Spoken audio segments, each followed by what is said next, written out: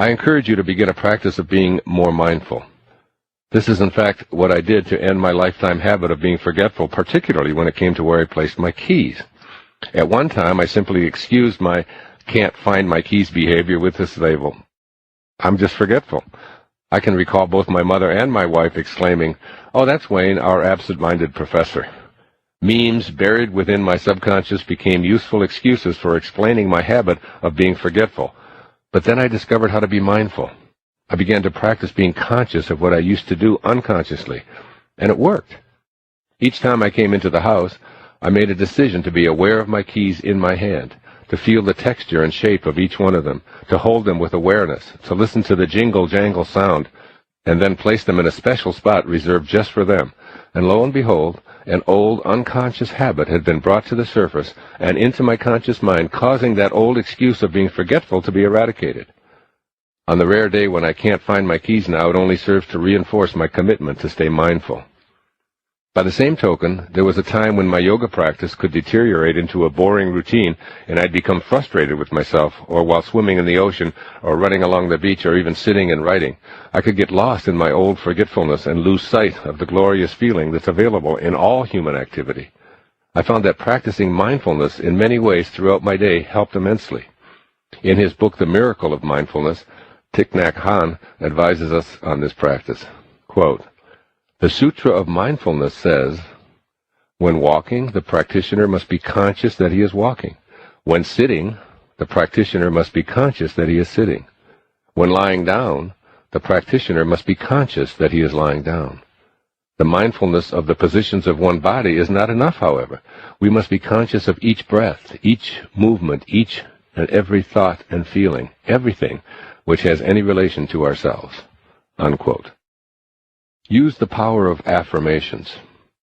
You can make your entire living space an affirmation by having it reflect the energy you wish to utilize in fulfilling your personal destiny. My own living space reflects what I wish to have in my life, and I found this extraordinarily beneficial in underscoring my desire to cease using excuses of any kind.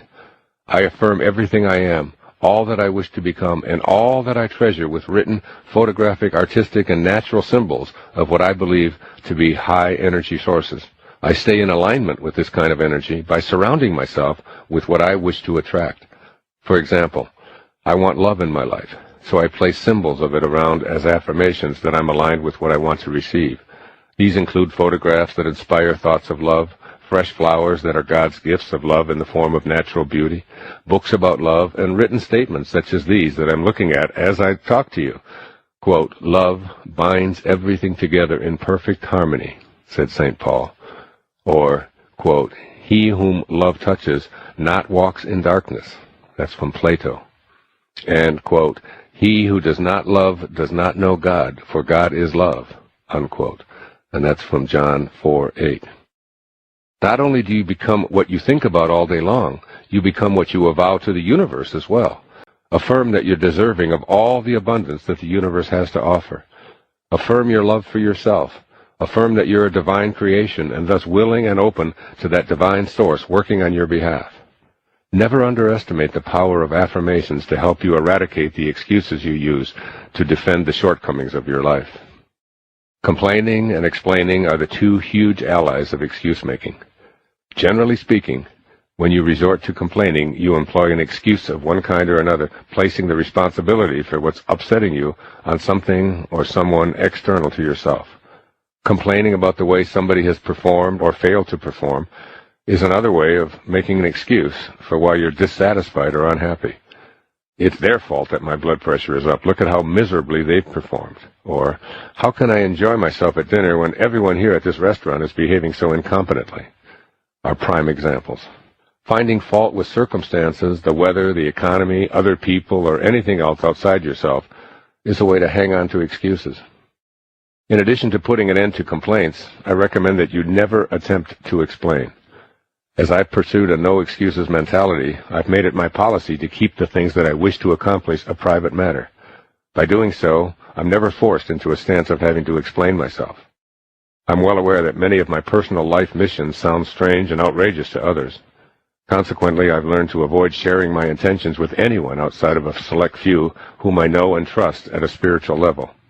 anything I might say to these individuals wouldn't require me to explain myself in any way. The problem with having to explain yourself is that in doing so, you inevitably invoke the ego to do your bidding. You have a tendency to make yourself right, sensible, and understood, while at the same time dealing with the doubts and antagonisms of those who don't share your views or your optimism. When you keep things to yourself, you stay connected to your spiritual side, or the place within you that has no need to be right, or to make anyone else wrong. Since all of creation comes from the world of non-being, if you want to give life to your dreams and desires, if you wish to manifest your own destiny, then you must rely on the great source of all creation, Spirit. The moment you inject ego into the picture, you invite excuses. And the moment you invoke those familiar excuses, you stop the creative and the creation process from manifesting.